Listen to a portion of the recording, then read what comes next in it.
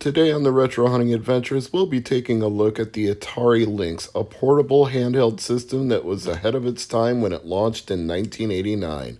Stay tuned after these words from Mega Ran.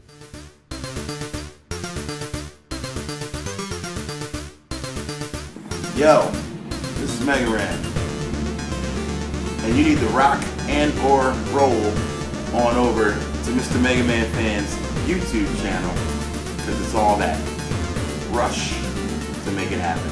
Peace! Before we go any further, I'd like to give a huge shout out to my friend Jesse from Ivory Tower Collections, a man I've known for at least 2 decades now, who did all of the work to refurbish and mod my Atari Lynx. He put all new capacitors in there and put in what they refer to as the Ben Ven LCD screen, which is much brighter and much more battery efficient than the original LCD screen that this version of the Atari Lynx came with, which is known as the Lynx 2. And even that was more efficient than the original Lynx because you could not get a supreme amount of battery life out of a system this powerful. Besides replacing all of the dead, dying, or possibly about to leak capacitors inside of this thing, he also wired in the mods like this one for the contrast dial that controls the brightness of the screen, which is very nice because then it's even more efficient than it otherwise would be. But it's not the only way to control the brightness of the screen. You can also hit the backlight button and cycle through 5 different levels of screen brightness. And I can personally say that this sounds and looks a lot better with these mods. The caps make everything work better internally for the sound, and the screen is just so much better to look at now. It is a treat. Jesse, you do amazing work. Thank you so much. Please note this video is not sponsored or endorsed by Ivory Tower Collections. I paid him for the work, and he is worth what I paid. So please consider him if you have an Atari Lynx that's in poor shape and you'd like to get it into a better state. One other mod that he wired in along with the Ben Ven screen is the ability to turn on and off scan lines by holding down the backlight button. This simulates how the original LCD screen would have actually looked. It's an artificial effect, but if you're nostalgic for those scan lines, feel free to turn them on by holding down the backlight button. As for me, I prefer to leave them off. I think it actually looks better without seeing them on the screen. If you've never held an Atari Lynx cartridge in your hand, they're kind of funky. The pins are exposed at the bottom, as you can see here, and they are very flat and thin. It's almost like you crossed a Game Boy cartridge with a TurboGrafx Hue card, and you came up with this Frankenstein of a design. And it's a design they actually had to remake a couple of times because the original cartridges didn't have a curled lip at the top and they were flat. So when you put them into your Lynx, it was very hard to pull them back out again because there was nothing to grab onto. So the design was a little bit problematic, but they made it work even though it could have been better. For storage purposes, I've always found that original Game Boy clamshell cartridge holders are the right size to hold a Lynx game. They are just a little bit smaller than a Game Boy cartridge, but I do recommend them because they are nice and snug. They keep it from rattling around a lot, and they keep the pins from being exposed to the elements, which are all things that you want to preserve the long life of the games. Now, as you take a look at my gameplay footage, I'll tell you a little more about the history of the Lynx, which, as I mentioned, launched in 1989, September of 89 in North America to be precise, but it had actually been in development for a little bit longer than that. Going back to 1986, Epix, who you may know better for California Games and Summer Games and titles like that, they were working on a system they called the Handy Game. One of the employees of the company had been asked by his son if he could develop a portable gaming system, and he took up the challenge and worked with the team at Epix to develop the concept.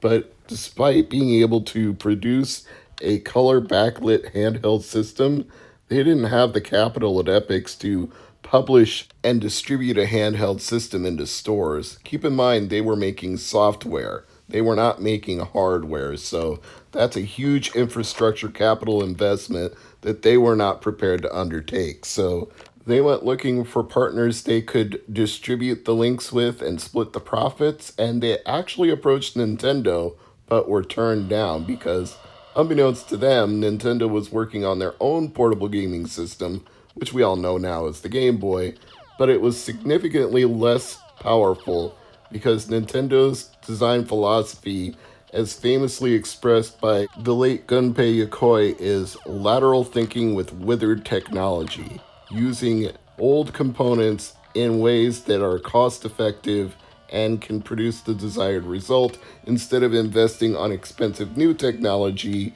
and then expecting the consumer to adopt it. That strategy has been very effective for Nintendo over the years.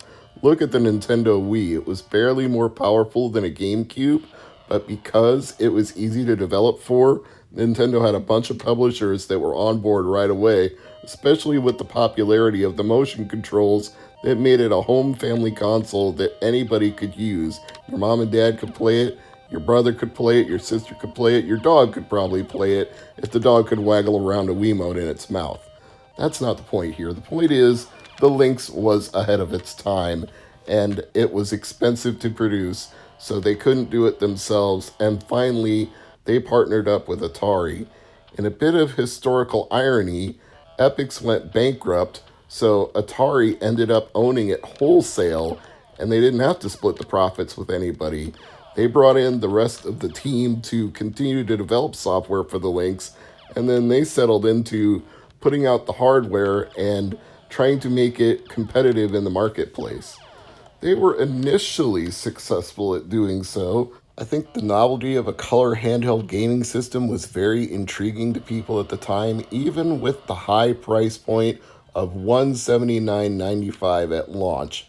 And just imagine making that a 2021 number with the inflation calculator. That's going to be like $500-$600 by today's standards. So it was not cheap, but they had an initial shipment of 50,000 units and sold through 90% of them within a launch month. So they were doing very well at the outset.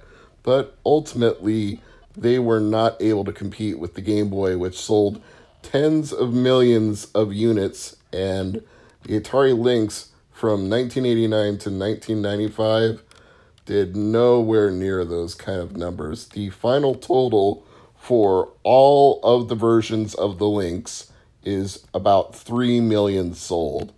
Not even close to Game Boy. And by not close, I mean over 100 million versus just 3 million. Even the Game Gear, which still failed in the marketplace compared to the Game Boy, was not as successful. In its entire lifetime, from 1990 to 1997, it sold 10 million units approximately. So you've got Game Boy with its monochrome 4 pixel colors, long battery life, and no backlight. You've got Game Gear with a smaller form factor, also backlit, also color.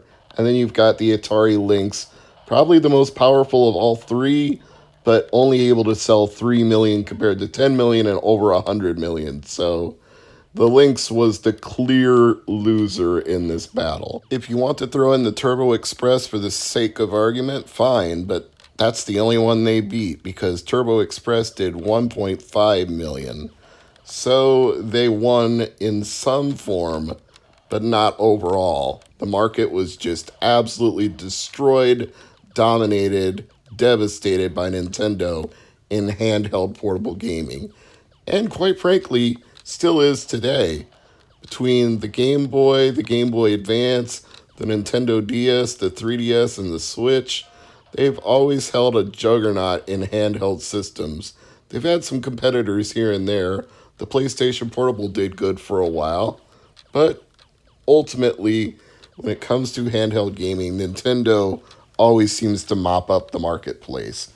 So kudos to them, but that doesn't mean you shouldn't check out something like the Atari Lynx. It has a wide range of novel titles that borrowed heavily from Atari's history of success in arcades and previous generations of home consoles like the 2600 and 5200. So they have a library of intellectual property that they can draw from, and they had some new developers that were willing to get on board and support this system. So it was definitely a gaming platform that had something to it. It wasn't just a gimmick. And hey, if you're the kind of collector looking for something you can complete, there were 73 commercially released titles for the Lynx during its lifespan. So if you're not counting homebrews, reproductions, or one offs that people have made for the Lynx since its demise, 73 games, and you've got the entire set.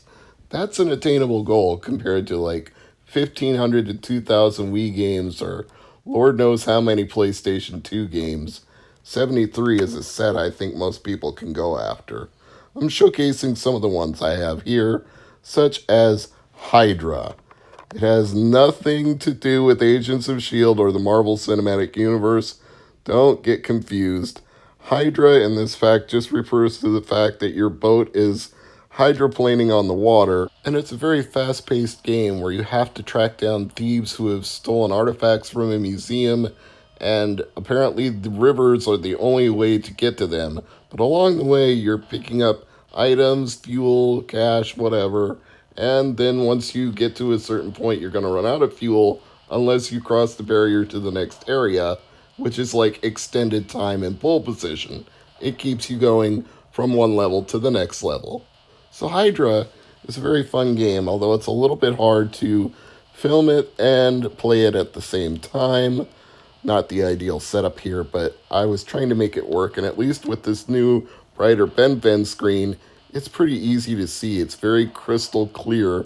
In fact, it almost makes me want to remove the shield over the top just to get an even better view of the screen, although that would probably lead to the glass being scratched, and I'm sure Jesse would not recommend that.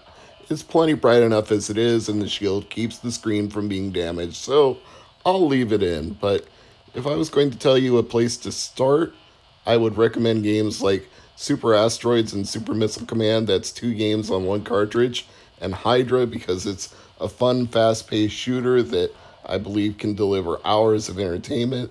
And there are even some platforming games among the 73 that you can get, such as Scrapyard Dog, which you may also remember as an Atari 7800 game if you collected for that system, which I certainly have. And it also has an attainable library of games if you want to get a complete set. So, the Scrapyard Dog game features some bad guys led by Mr. Big, who kidnaps your pooch. God knows what reason, but if you want him back, you gotta track down Mr. Big. So, what you end up doing is platforming your way through various levels that have enemies in front of you that you can take out with a little ball. It kind of reminds me of Super Mario Land, except it doesn't ricochet all around the screen like that ball does. And the enemies do something weird when you hit them with it. They just vanish. They like shrink inward among themselves and go to another plane of existence. I guess it was too aggressive to kill them or make them go up in a ball of flames when you hit them with your weapons. So Atari just has them poof out of existence, but I don't care. As long as they're out of the way and I can continue with the level, that works for me.